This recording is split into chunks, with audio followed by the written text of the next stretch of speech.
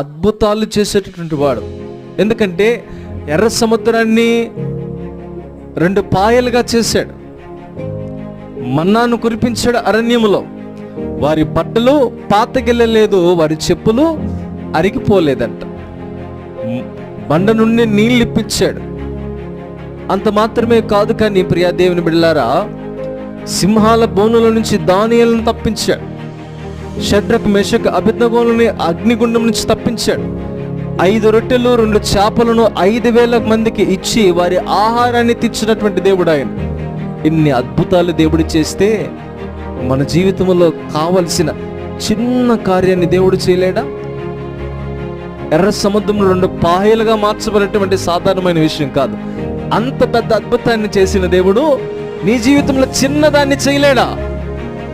నీ బ్రతుకు కావలసిన దేవుడు అందించలేడా?